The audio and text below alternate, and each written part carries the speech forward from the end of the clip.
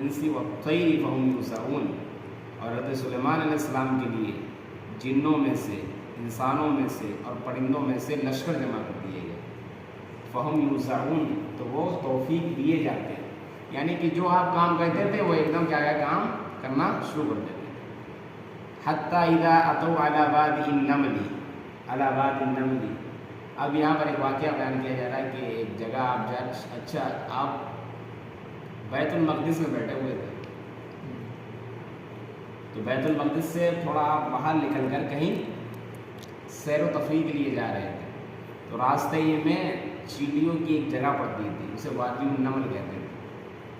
تو جب وہاں وادی النمل میں یعنی چیٹیوں کی جگہ پر پہنچے ہیں، قالت نملۃ، ایک چیٹی نے کہا، ایک چیٹی نے کہا، یا ایھا النمل ادخلوا مساکنکم، اے چیٹیوں اپنے اپنے بلوں میں گھس جاؤ.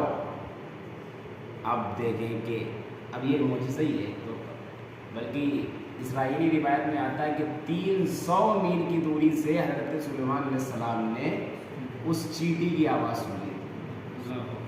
300 میل، آپ کتنا بنا جائے گا؟ تقریباً 100 کلو میٹر سے بھی زیادہ بنا جائے گا. اتنی دور سے کیا ہے اس چیٹی کی آواز آپ نے سن لی تھی.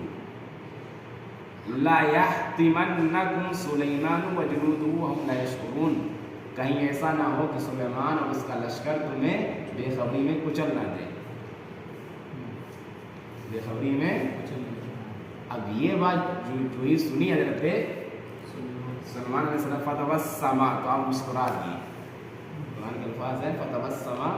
اچھا نبیوں کا بخاری اور صحیح مسلم میں آتا ہے کہ نبی کبھی بھی کہا لگا کر نہیں ہنستے، عام لوگ جیسے ہنستے ہیں ٹھٹا مار کر کے، نبی علیہ السلام بھی مسکرائے کرتے تھے، تبسم فرمایا. تو آپ نے تبسم فرمایا من قولہا، اس کی بات سے. وقال ربی اوزعنی ان اشکر نعمتک التی انعمت علی وعلی والدی، اور کہا ہے میرے رب مجھے توفیق دے کہ میں اس نعمت کا شکر ادا کروں جو تو نے مجھ پر کی، وعلی والدی، اور میرے والدین پر کی. یعنی یہ نہیں کہ آپ کو جو ملا ہے وہ کسی انسان کی طرف منسوخ کر دیں، فلاں سے بڑا فائدہ ملا ہے، فلاں مذہب سے بھی بہت فائدہ ملتا ہے. فائدہ یہ نہیں منع کر رہے ہیں، بزرگوں سے فائدہ ملتا ہے، لیکن اول چیز جو ہونی چاہیے انسان کو، جیسے حضور کی حدیث ہے اذا استعنت فاستعن باللہ، جب مدد مانگو تو اللہ سے مدد مانگو، سمجھے آپ. وَإِذَا سَأَلْتَ فَاسْأَلِ اللَّهَ، جب کسی سے سوال کرو تو صرف اللہ سے سوال کرو. یہ اس طرح کے لفظ کیا ہے آتے ہیں حدیث میں. تو آپ نے وہی کہا کہ میں تیری نعمت کا شکر ادا کروں جو تو نے مجھ پر کی اور میرے والدین پر کی. وَأَنْ أَعْمَلَ صَالِحًا تَرْضَاهُ، اور میں وہ عمل کروں جس سے تو راضی ہو جائے، جس سے تو. وَأَدْخِلْنِي بِرَحْمَتِكَ فِي عِبَادِكَ الصَّالِحِينَ، اور مجھے اپنی رحمت میں داخل فرما اور ان بندوں کے ساتھ کر دے جو نیک. آپ دیکھو نبی سے زیادہ کوئی نیک ہو سکتا ہے؟ لیکن اس کے باوجود بھی وہ کیا ہے ان نیک بندوں میں شامل ہونا چاہ رہے ہیں، یعنی کہ جو ان سے پہلے انبیاء گزر چکے ہیں ان میں شامل ہونا چاہ رہے ہیں. نبی سے نیک کوئی نہیں ہو سکتا، مانتے ہیں، لیکن کیا انسان کو یہ دعا کرنی چاہیے کہ اللہ تعالیٰ ہمیں نیک بندوں میں شامل فرما. اولیاء اللہ بھی تو نیک ہیں. اچھا اولیاء اللہ کی جو نظر ہوتی ہے وہ صرف باری تعالیٰ پر ہوتی ہے، اللہ تعالیٰ پر ہی کیا ہوتی ہے ان کی. غوث الاعظم رضی اللہ عنہ کی جو ساری تعلیمات وہ کیا ہے اللہ ہی پر ڈپینڈ ہے. یہ نہیں کہ وہ انہوں نے اپنے بزرگوں سے حاصل کی ہے، نہیں، بزرگوں سے حاصل کی ہے، لیکن ان کا جو پختہ عقیدہ تھا وہ یہ بہت قاعدے کی چیزیں ہیں قرآن بیان میں. یہاں سے واقعہ چھیڑنا ہے اور قابل غور ہے. سلیمان علیہ السلام کو اللہ تعالیٰ نے پرندوں کی بولیاں سمجھا دی تھی. ان کا جو ایئر فورس کا جو چیف تھا وہ ہدہد تھا. کیا تھا؟ ہدہد. آپ گوگل میں دیکھو جا کر کے اس کی کتنی خوبیاں ہیں. کئی بعض لوگوں نے لکھا ہے کہ کئی کلومیٹر کی دوری سے کیا ہے اپنا رزق دیکھ لیتا ہے زمین کے اندر. تو اس کا کیا تھا وہ ایئر فورس کا چیف تھا. تو اب وہ غائب ہو گیا حضرت سلیمان علیہ السلام کی محفل سے. اب سلیمان علیہ السلام نے تھوڑا غصہ پیدا ہوا، کہنا وَتَفَقَّدَ الطَّيْرَ فَقَالَ مَا لِيَ لَا أَرَى الْهُدْهُدَ. تو ایک پرندہ غائب ہو گیا، تو آپ نے کہا کہ میں ہدہد کو کیوں نہیں دیکھ رہا، وہ ہماری اس مجلس میں حاضر کیوں نہیں ہے. ام کان من الغائبین، کیا وہ غائب لوگوں میں سے یعنی کیا یہاں موجود نہیں ہے. لأعذبنہ عذابا شدیدا، میں اس کو سخت سخت عذاب دوں گا یعنی سخت سزا دوں گا. او لأذبحنہ، یا پھر میں اس کو ذبح کر دوں گا. او لیأتینی بسلطان مبین، یا پھر وہ میرے پاس کوئی ایسی جسٹیفیکیشن لائے، کوئی ایسی کیا ہے بات لائے کہ جس سے میں مان لوں اس کی، یعنی عذر معقول ہو اس کا، وجہ بتایا. 3 آپشن تھے اس کے بعد، یا تو سزا دوں گا، یا پھر ذبح کر دوں گا، یا پھر وہ اپنی جسٹیفیکیشن پیش کریں کہ میں اس وجہ سے کیا ہے آپ کی مجلس میں. ذبح کر دیں کا مطلب ذبح کرنے مطلب کاٹ دینا. تو بہرحال تھوڑی فمکث غیر بعید، تھوڑی ہی دیر گزرنے کے بعد فقال احطت بما لم تحط به، تو وہ فوراً آ گئی. کہا مجھے میں ایسی بات لے کر کے آیا ہوں جو آپ کے علم میں بھی نہیں ہے. سلیمان علیہ السلام سے کیا ہے کہ میں ایسی بات لے کر کے آیا ہوں جو آپ کے علم میں بھی نہیں ہے. وجئتک من سبأ بنبأ یقین، اور میں سبا ایک ملک تھا، ملک شام میں، وہاں کا علاقہ تھا. اس کی جو رانی تھی، یا یہ کہہ لیے جو ان پر حکومت کر رہی تھی، وہ ایک کافرہ عورت تھی.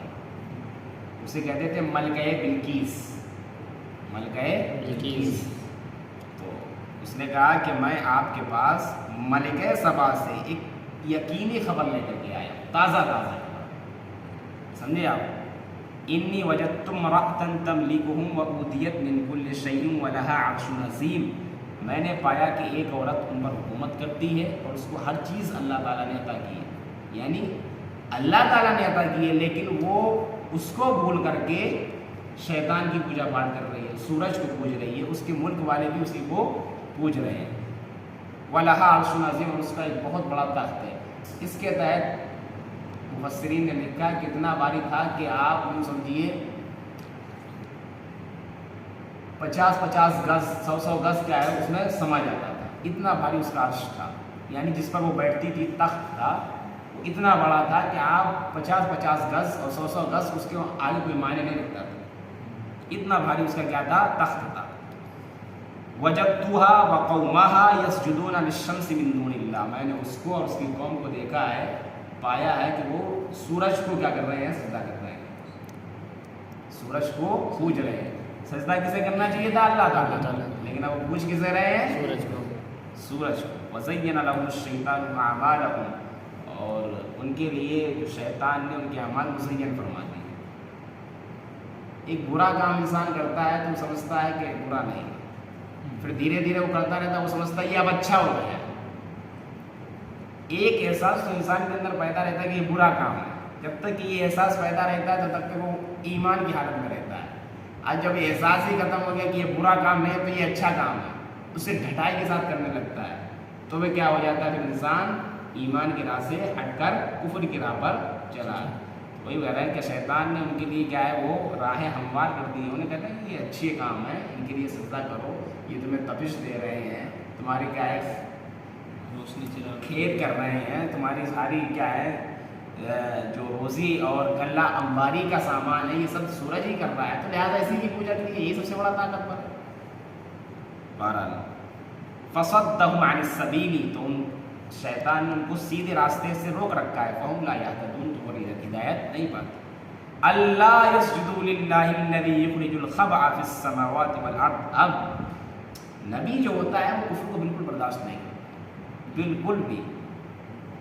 جتنے شد و مت کے ساتھ لوگوں نے کفر کیا ہے، اتنے ہی شد و مت کے ساتھ انبیاء نے ایمان کو بیان کیا.